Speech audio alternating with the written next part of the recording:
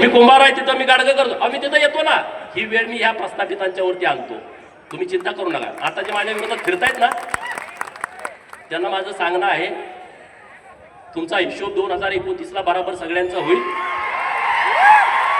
ती करण्याची क्षमता या बिरोबाच्या मनामध्ये आहे. बिरोबाची ताकद तुम्हाला माहित आहे सगळ्यांना. गोपीचंद एकटा कसा फिरतोय रे राज्यभर, बिरोबाची ताकद आणि आशीर्वाद आहे, माकुबाईचा आशीर्वाद आहे. बिरोबाचा आशीर्वाद असल्या कारणानं प्रस्थापितांच्या छाताडावरती गोपीचंद थाया थाया नाचतो आणि त्याची मला फिकीर कधी वाटत नाही, त्याचा मला कधी पश्चाताप वाटत नाही. हे मीडियामध्ये दिवसभर चालतं, मी बघत पण नाही माझ्या विरोधात कोण बोलतंय. मी कोणाची भाषणं पण ऐकत नाही, मी कोणाचं भाषण आयुष्यात ऐकत नाही.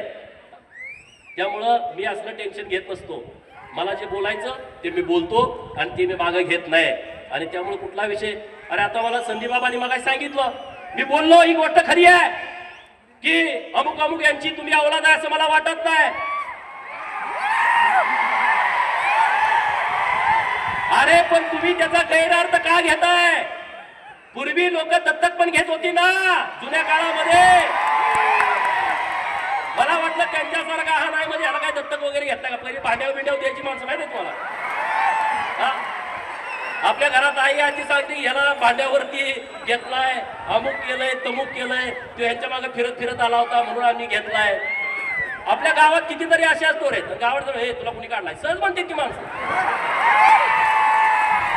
म्हणतात की नाही, हे तू कुणाची औलाद आहे रे, तुला काय असं करतो. सहज गावात बसल्यावर दिवसातनं 1000 वेळा लोक बोलतात, 1000 वेळा. मी एकदा बोललो का असं रान तापतंय महाराष्ट्रामध्ये, म्हणे ह्याची संस्कृती खराब आहे. आणि जो बिरोबाचा भक्त आहे त्याची संस्कृती खराब असू शकत नाही. जो अहिल्या देवीचा वारस आहे तो महाराष्ट्रातला कुठला पोरगा खराब असू शकत नाही. तुमच्या नांग्या ठेचतोय म्हणून मी खराब आहे आणि तुमच्या नांग्या मला ठेचायच्याच आहेत. आता त्यांचा आरक्षणाचा लय कळवळ आलाय, जे ते उठतोय म्हणतोय धनगर आरक्षणाला आमचा पाठिंबा आहे, धनगर आरक्षणाला आमचा पाठिंबा आहे. तुमच्या बापाचं पत्र घेऊन द्या की रे, देवाबाबा लिहून द्या की आमचा धनगरांचा पाठिंबा. इकडे धनगराचं आंदोलन चालू झालं, तिकडे त्याच दिवशी आदिवासी कसं काय आंदोलन करतात रे? कोण आहे त्यांच्या मागं? कोण आहे त्यांच्या मागं? इकडं आंदोलन सुरू झालं, तिकडे ते 5-25 गोळा झाले, धनगरांना घुसू देणार नाही. कोण करताय? कुणाच्या जवळची ही माणसं आहेत. आणि इकडे तुम्ही आम्हाला सांगता का रे आरक्षणाचं? धनगर आरक्षण मिळवण्यासाठी धनगर सक्षम आहे आणि तो मिळवेल. ना उमेद होऊ नका, नाराज होऊ नका. अनेक अडचणी आहेत त्यामध्ये, ज्या गोष्टी उघड बोलता येत नाहीत, परंतु जे संविधानानं आहे ते मिळवल्याशिवाय या महाराष्ट्रातला धनगर शांत बसणार नाही. आणि ते करत असताना ओबीसीच्या चळवळीला पाठबळ देईल. मराठा समाजाच्या विरोधामध्ये आमची भूमिका नाही, ही काळ्या दगडावरची पांढरी रेग आहे.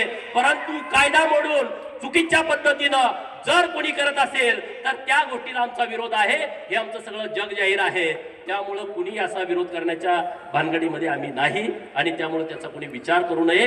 परंतु मी जी सरकारकडे अत्यंत जबाबदारीनं मागणी केलेली आहे, हा जर तुम्ही प्रवर्ग वेगळा केला तर मराठा समाजाच्या मुलांना शिक्षण आणि नोकरीत आरक्षण मिळेल आणि आमच्या ओबीसीचं गावगाड्यातलं, स्थानिक स्वराज्य संस्थेचं, ग्रामपंचायत, पंचायत समिती, जिल्हा परिषद, नगरपंचायत, नगरपालिका, नगर परिषदा आणि महानगरपालिकेतलं आरक्षण आणि किंवा सहकारी संस्थांमधलं आरक्षण आमचं धोक्यात येणार नाही. आम्ही पूर्ण ताकदीनं असं केल्याच्या नंतर सरकार बरोबर राहू. ओबीसीच्या बाबत अनेक सरकारने निर्णय घेतले, याची आम्हाला जाणीव आहे. ओबीसीचं मंत्रालय स्थापन करणं हे देवभावनी काम केलेलं आहे. ओबीसीच्या मुलांना महाज्योती स्थापन करणं, आज आपल्या पोरांना एमपीएससी करताना, युपीएससी करताना हॉटेलचं ऍडमिशन हे सरकारच्या माध्यमातून मिळतंय, हे सरकारनं आम्हाला केलं आहे. प्रत्येक जिल्ह्याला 2 वसतिगृह, 1 मुलींना 1 मुलांना सरकारनं आम्हाला केलं आहे. 200 मुलांना ऍडमिशन मिळतं. ओबीसीच्या मुलांना वसतिगृहात ज्यांना ऍडमिशन मिळत नाही त्यांना स्वाधार नावाची योजना आणली आहे. तालुक्याला गेला तर 38,000, जिल्ह्याला गेला तर 43,000, विभागीय कार्यालयाच्या ठिकाणी गेला तर 51,000 आणि मुंबई, नवी मुंबई, ठाणे